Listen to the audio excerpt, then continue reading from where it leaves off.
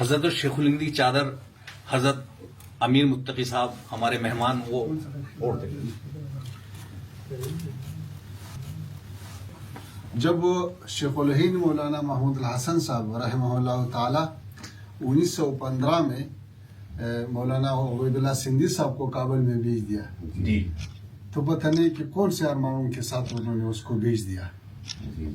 ابھی کاش وہ زندہ تھا. یہ جو افغانستان میں اسلامی نظام ہے وہ اپنے آنکھوں سے دیکھا کہ وہ ارمان ابھی پورا ہو گیا. الحمدللہ. یہ خواب جس کا ذکر کر رہے ہیں ہم تاریخوں میں پڑھتے تھے کتابوں میں کہ ایسا اسلامک نظام ہو گیا تھا جسے حضرت ابوبکر صدیق حضرت عمر فاروق رضی اللہ عنہ کے زمانے میں وہ اب ہم نے اپنے آنکھوں سے دیکھا ہے. مسلم ممالک بہت ہیں لیکن اس پولیٹیکل اسلام ہم نے دیکھا ہے. پولیٹیکل اسلام ہماری خواہش ہے کہ ہم جا کے اپنے آنکھوں سے دیکھیں آپ کی وہ سادگی وہ سب چیزیں. اور آپ کو پتہ ہے کہ افغانستان میں سب سے مشہور تفسیر جو ہے اس کو کہتے ہیں کابلی تفسیر. اس تفسیر کا جو ترجمہ ہے وہ شیخ الہند مولانا محمود الحسن رحمہ اللہ تعالیٰ کا ہے. وہ افغانستان میں سب سے مشہور تفسیر ہے.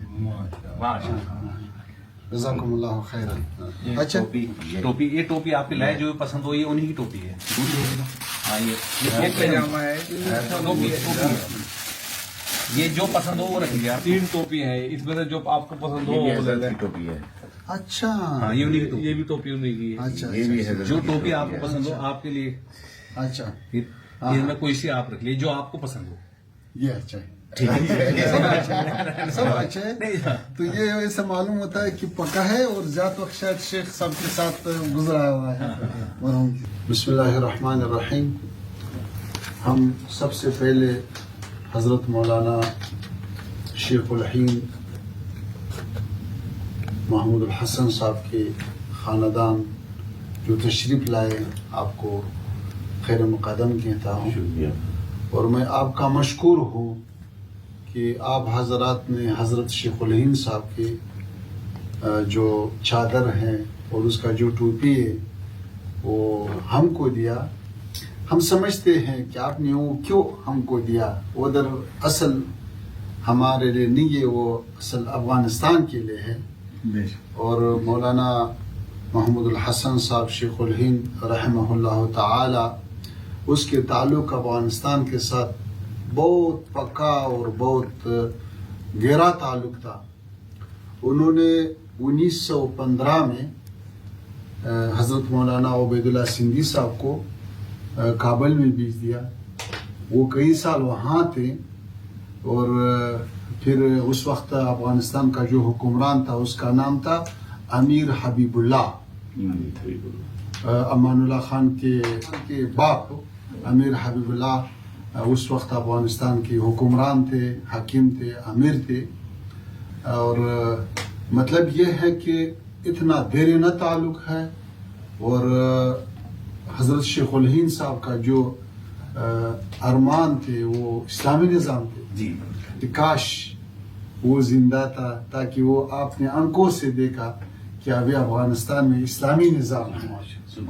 وہ کتابیں جو یہاں پہ علماء پڑھتے ہیں تدریس کرتے ہیں الحمدللہ وہ ادھر عملی نافذ ہو چکا ہے.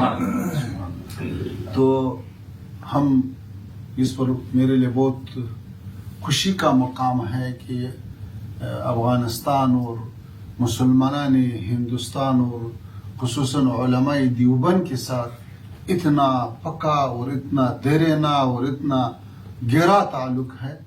اللہ تعالیٰ اس میں اور بھی برکت ڈالے.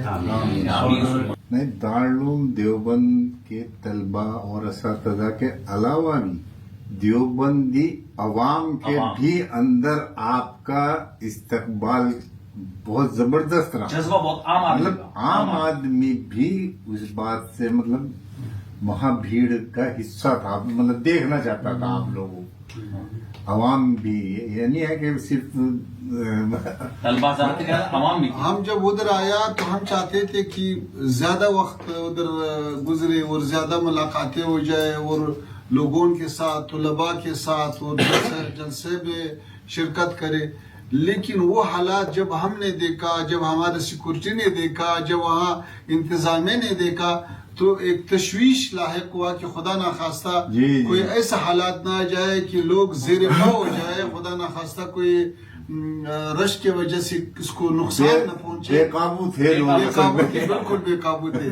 تو یہ جوش جب ہم نے دیکھا ہے ہم نے ایک عجیبہ احساس کیا کہ دیکھو وطنوں کے دوری، دیواروں کے کڑا کرنا یہ دلوں کو دور نہیں کر سکتا ہے، نظریہ کو جدا نہیں کر سکتا ہے، عقیدہ کو جدا نہیں کر سکتا ہے.